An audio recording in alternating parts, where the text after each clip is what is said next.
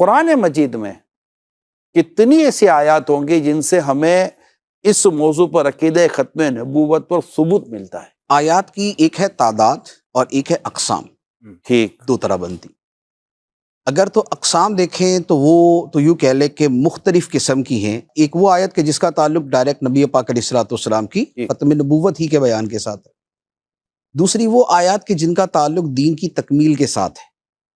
ٹھیک، تیسری وہ آیات کہ جن کے اندر سابقہ نبیوں کا یہ بیان ہے کہ ہمارے بعد نبی آئیں گے، اور یہ کوئی آیت نہیں ہے کہ نبی پاک علیہ الصلوۃ والسلام نے یہ فرمایا کہ میرے بعد کوئی نبی آئے گا۔ ایک وہ تعداد بنتی ہے۔ ایک وہ تعداد بنتی ہے جس میں نبی پاک علیہ الصلوۃ والسلام اور آپ سے پہلی کتابوں پر ایمان لانے کا تو تذکرہ ہے، لیکن آپ کے بعد کا کوئی تذکرہ نہیں۔ ٹھیک ہے، اب یہ جو اس مفہوم کی آیات ہیں، یہ بعض آیات 100 ہیں، بعض 50 ہیں، بعض 60 ہیں۔ اس لیے علماء کرام نے بیان کیا ہے کہ تقریباً 200 سے زیادہ آیات ہیں کہ جن سے عقیدہ ختم نبوت کا ثبوت ہوتا ہے۔ یہ میں نے وہ بیان کی ہیں کہ صراحتاً یا دلالتاً یا اشارتاً یا استدلالن، وہ کسی بھی انداز کے اندر اس کا تعلق ختم نبوت کے ساتھ بنتا ہے۔ ان کی تعداد جو ہے وہ 200 سے زیادہ ہے۔ اب مثال کے طور پہ جیسے وہ آیات، جیسے یہ سورہ بقرہ کی شروع کی آیات ہی ہیں، والذین یؤمنون بما انزل الیک وما انزل من قبلک، وہ جو ایمان لاتے ہیں اس پر جو آپ پر نازل کیا گیا اور جو آپ سے پہلے نازل کیا گیا۔ حالانکہ خدا کے ہر نازل کردہ پر ایمان لانا ہے تو پہلے کا ہے، اب ہے یا آئندہ ہے، سب پر ایمان لایا جائے گا۔ جیسے دیگر انبیاء علیہ الصلوۃ والسلام کے بارے میں ہے کہ وہ یہ فرماتے تھے کہ ہمارے بعد بھی جو نبی آئیں گے ان پر ایمان لانا ہے، اور خصوصاً نبی پاک صلی اللہ علیہ وآلہ وسلم کے بارے میں نبیوں نے اپنی امتوں کو بیان کیا، لیکن نبی پاک علیہ الصلوۃ والسلام نے اپنے بعد کسی کے بارے میں بیان نہیں کیا کہ میرے بعد جو ہے وہ اور بھی نبی آئیں گے تو ان کو تم نے ماننا ہے، بلکہ ان کا جھوٹا اور غلط اور باطل ہونا بیان کر دیا۔ تو یوں مختلف انداز کی آیات ہیں، لیکن اگر بہت واضح سے میں کلام کروں تو ایک تو یہی آیت مبارکہ ہے کہ جو اس کے اوپر بالکل اصرح الصریح بنتی ہے، یعنی سب سے زیادہ واضح، ما کان محمد ابا احد من رجالکم ولکن رسول اللہ وخاتم النبیین، کہ محمد تمہارے مردوں میں سے کسی کے باپ نہیں ہیں لیکن اللہ کے رسول ہیں اور سارے نبیوں کے آخر میں تشریف لانے والے ہیں۔ یہ وہ آیت مبارکہ ہے کہ جس کے بارے میں جملہ مفسرین، جملہ محدثین اور پوری امت کا اتفاق ہے کہ یہ نبی پاک علیہ الصلوۃ والسلام کے آخری نبی ہونے کی سب سے قطعی دلیل ہے۔ ایک تو یہ۔ دوسرے نمبر پہ قرآن پاک کی متعدد آیات ہیں کہ جس میں یہ فرمایا گیا کہ نبی پاک علیہ الصلوۃ والسلام کو کسی ایک خطے یا ایک قبیلے یا ایک قوم کی طرف رسول بنا کر نہیں بھیجا گیا، بلکہ آپ کو تمام کے تمام انسانوں کی طرف رسول بنا کر بھیجا گیا۔ قرآن پاک کی آیت مبارکہ فرمایا قل یا ایھا الناس انی رسول اللہ الیکم جمیعا، اے حبیب تم کہہ دو اے لوگو میں تم سب کی طرف اللہ کا رسول ہوں۔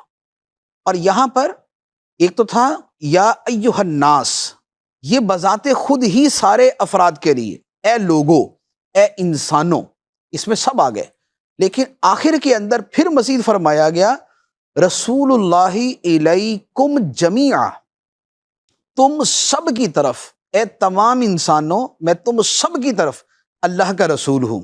یہ جس تاکید کے ساتھ بیان کیا گیا، یہ نبی پاک علیہ الصلوۃ والسلام کی رسالت عامہ کا بیان ہے کہ آپ کی رسالت، آپ کی نبوت عام ہے۔ اسی طرح قرآن پاک کی آیت مبارکہ ہے، فرمایا وما ارسلناک الا کافۃ للناس بشیرا ونذیرا، اور ہم نے آپ کو نہیں بھیجا مگر تمام کے تمام انسانوں کے لیے خوشخبری دینے والا اور ڈر سنانے والا۔ وہاں آیت کے اندر لفظ تھا جمیعا، یہاں لفظ ہے کافتن، اس کا بھی وہی معنی ہوتا ہے۔ جمیعن کا مطلب بھی سارے کے سارے، اور کافتن کا مطلب بھی ہوتا ہے سارے کے سارے۔ تو جب سارے انسانوں کے لیے نبی پاک علیہ الصلوۃ والسلام سے لے کر قیامت تک کے سارے انسانوں کے لیے نبی پاک علیہ الصلوۃ والسلام کو نبی رسول بنا دیا گیا تو دوسرے کی گنجائش ہی ختم ہو گئی۔ اب دوسرے کی صورت ہی نہیں بنتی کہ جب آلریڈی رسول موجود ہیں، جب آلریڈی نبی موجود ہیں تو اب کسی اور کی حاجت کیا؟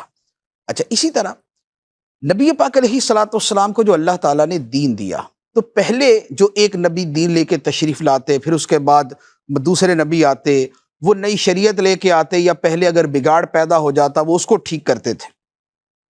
تو نبی پاک علیہ الصلوۃ والسلام جو دین لے کے آئے، اس کے بارے میں اللہ تعالیٰ نے فرما دیا الیوم اکملت لکم دینکم، آج میں نے تمہارے لیے تمہارا دین پورا کر دیا۔ پورا کر دیا۔ اب جب دین مکمل ہو چکا، اور نبی اس لیے آتا تھا کہ یا تو وہ نیا دین لے کر آئے، صحیح، اور یا اگر دین میں بگاڑ پیدا ہو چکا ہے تو وہ اس کی چیزوں کی اصلاح کے لیے آئے کہ جو لوگوں نے بگاڑ پیدا کر دیا۔ لیکن نبی پاک علیہ الصلوۃ والسلام کا دین وہ دین ہے کہ جسے خدا نے مکمل کر دیا، اور وہ اسی طرح مکمل آج تک ہمارے پاس موجود ہے، اور اسی طرح قیامت تک چلے گا۔ جی، تو جب حاجت ہی نہیں تو دوسرا نبی کیوں آئے گا؟ اچھا، اسی طرح انبیاء علیہ الصلوۃ والسلام تشریف لاتے تھے تو نیا نبی آتا، وہ نئی کتاب لے کے آتا، وہ نئی شریعت لے کے آتا۔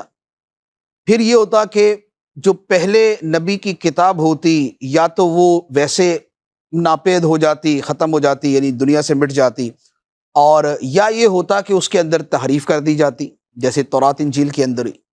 لیکن قرآن مجید کا معاملہ یہ ہے کہ اللہ تعالیٰ نے فرمایا انا نحن نزلنا الذکر وانا لہ لحافظون، بے شک ہم نے اس ذکر کو نازل کیا، اور بے شک ہم ہی اس کی حفاظت کرنے والے ہیں۔ تو اب قرآن مجید ہے محفوظ، اس کی حفاظت کرنے والا ہے خدا۔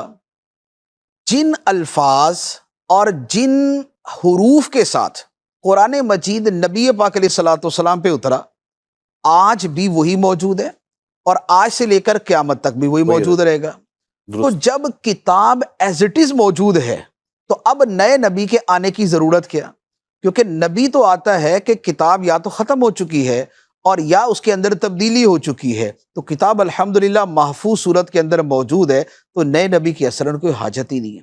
تو یہ مختلف پہلو ہیں نبی پاک علیہ الصلوۃ والسلام کی ختم نبوت کے، کہ آپ آخری نبی ہیں، اور آپ کے بعد کسی اور نبی کے آنے کی عقلاً بھی کوئی حاجت باقی نہیں۔